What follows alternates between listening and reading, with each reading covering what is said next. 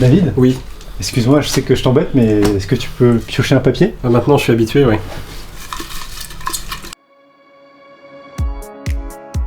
Les meilleures adaptations littéraires en BD. Eh ben, c'est parti. Il n'y en a pas trop ici, il faut aller là-bas.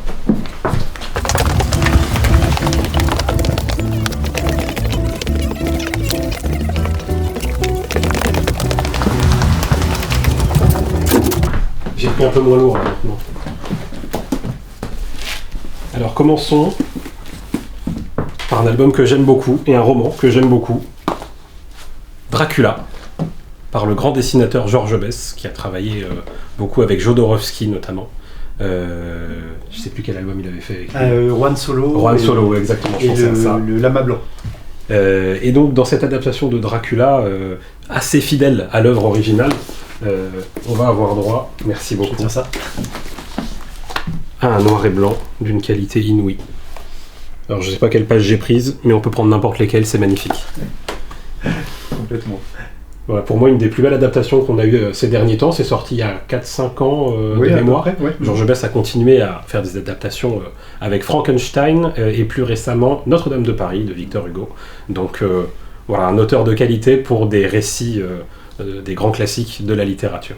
Et avec des versions grand format. Des versions grand format. Qui sont magnifiques. Qui sont superbes, avec des couvertures un peu dorées. Celle-ci c'est la seule qui est en couleur pour les versions normales, mais c'est vrai qu'il y a un côté sobre que moi j'aime beaucoup chez Georges Besse. Il n'en fait pas des caisses avec son noir et blanc. C'est vrai. Et c'est magnifique, voilà, ça colle très bien à cet univers gothique que moi j'ai étudié à la fac et qui me parle beaucoup. Ah bah, forcément. Voilà, forcément. Super.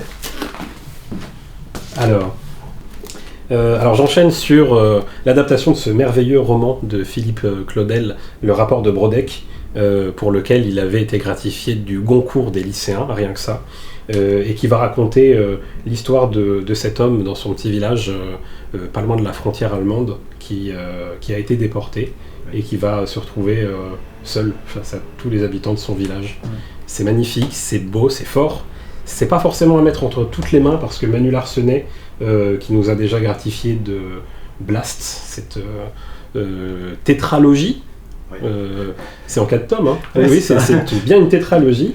Voilà, il a l'habitude, entre deux BD d'humour, de traiter de sujets sombres, assez noirs et assez durs, de manière assez dure. J'ai presque envie de dire charbonneux, comme son trait dans cette série. Ouais, effectivement. Et là encore, on a une magnifique... un magnifique trait qui est lourd, qui est fort, quoi, qui marque. Il y a des passages qui restent imprimés dans la rétine des années après l'avoir lu, je trouve, dans les camps notamment. Et c'est vrai que quand il arrive dans son village, il est témoin d'un meurtre. Oui, c'est ça. Dès le début, en fait, sur un touriste allemand, je crois. Je crois que c'est ça, et c'est la raison pour laquelle il va être un peu ostracisé. Sa femme aussi, d'ailleurs. Donc c'est une histoire un peu entre la folie, le réel. Il y a un côté un peu onirique à tout ça, mais pas onirique beau, hein. Onirique noir, aux limites de la folie. C'est superbe. Superbe série en 2 tomes. Voilà. Et enfin, on va passer sur un album pas beaucoup plus joyeux, puisque Le joueur d'échecs est l'adaptation du roman éponyme de Stefan Zweig. Ça se prononce Zweig, je ne sais jamais le prononcer, pardonnez-moi. C'est moi l'Autrichien. Je ne suis pas meilleur que toi là-dessus.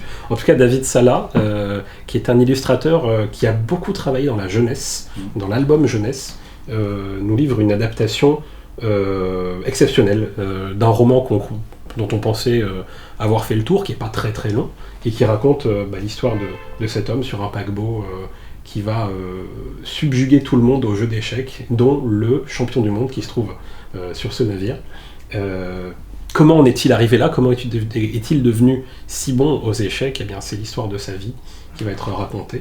Et David Sala arrive à ajouter, à donner sa propre version du roman, sa propre interprétation à travers le dessin, à travers, là encore, un peu la folie du personnage, sans trop en dire, hein, même si est-ce qu'on peut spoiler un roman aussi connu et aussi ancien aujourd'hui, c'est pas sûr. Mais voilà, la représentation de la folie, elle a vraiment une incarnation graphique pour laquelle David Sala pour moi, a réussi un tour de force. Ah ouais.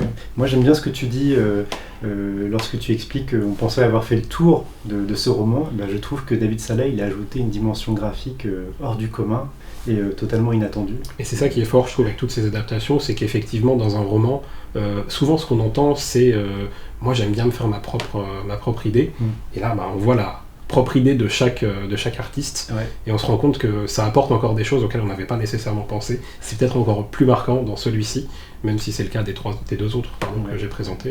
Je suis entièrement d'accord. Pour moi, c'est ça qui fait une bonne adaptation, et avec ces trois-là, on y est. Merci beaucoup d'avoir pris le temps. Avec plaisir, il n'y a pas de problème.